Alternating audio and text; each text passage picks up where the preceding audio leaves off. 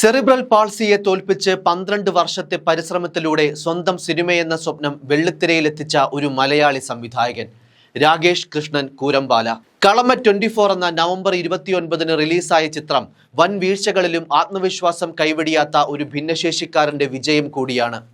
തിരക്കഥ, സംവിധാനം രാകേഷ് കൃഷ്ണൻ കൂരമ്പാല എന്ന് തിയേറ്റർ സ്ക്രീനിൽ തെളിയിക്കാൻ രാകേഷ് നേരിട്ട വെല്ലുവിളികൾ, വീഴ്ചകൾ, ഒടുവിൽ നേടിയെടുത്ത സ്വപ്ന സാക്ഷാത്കാരവുമെല്ലാം ഏവർക്കും ഒരു പാഠപുസ്തകമാണ്.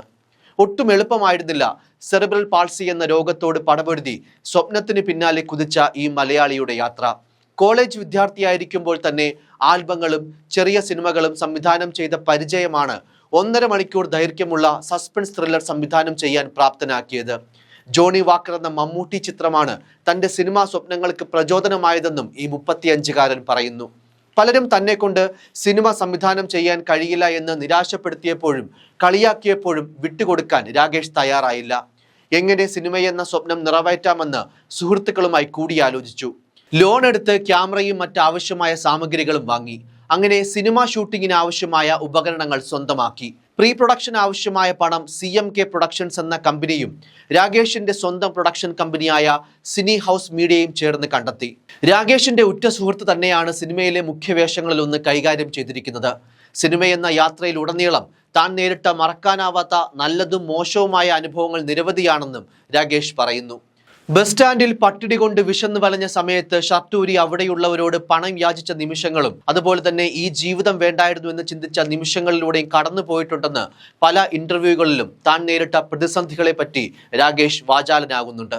പന്തളം കൂരമ്പാല കാർത്തികയിൽ രാധാകൃഷ്ണ കുറുപ്പിന്റെയും മുൻ പന്തളം ഗ്രാമപഞ്ചായത്ത് അംഗം രമ ആർ കുറുപ്പിന്റെയും മകനായ രാകേഷ് കൃഷ്ണനെ ജന്മന ബാധിച്ചതാണ് സെറിബ്രൽ പാൾസി. എന്നാൽ സ്വയം രോഗിയാണെന്ന് കരുതാൻ രാകേഷ് ഇഷ്ടപ്പെട്ടില്ല.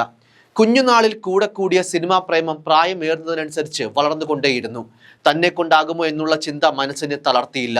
എല്ലാവരെയും പോലെ തനിക്കും നല്ലൊരു സംവിധായകനും തിരക്കഥാകൃത്തുമാകാമെന്ന ആത്മവിശ്വാസവും മനസ്സുറപ്പും മുന്നോട്ട് നയിച്ചു. പഠനം മുടങ്ങാതെ കൊണ്ടുപോയി. ചരിത്രത്തിൽ ബിരുദവും കമ്പ്യൂട്ടർ ഡിപ്ലോമയും പൂർത്തിയാക്കി. ഇക്കാലത്ത് ആൽബങ്ങളും ഷോർട്ട് ഫിലിമുകളും ഒക്കെ ചെയ്ത് ശ്രദ്ധ നേടി. 5 ആൽബവും 3 ഹ്രസ്വ ചിത്രവും ഇതിനിടയിൽ പുറത്തിറങ്ങി. ഇത് രാകേഷ് കൃഷ്ണൻ കൂരമ്പാല എന്ന സംവിധായകന്റെ ജീവിതത്തിലെ ആദ്യത്തെ നാഴികക്കല്ലായി മാറി.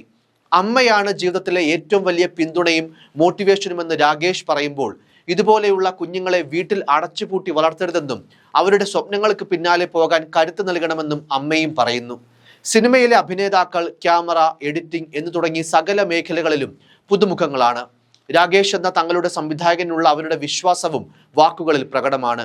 രാകേഷ് കൃഷ്ണനെ പറ്റി മന്ത്രി സജി ചെറിയാൻ ഫേസ്ബുക്കിൽ കുറിച്ച പോസ്റ്റും വൈറലായിരുന്നു.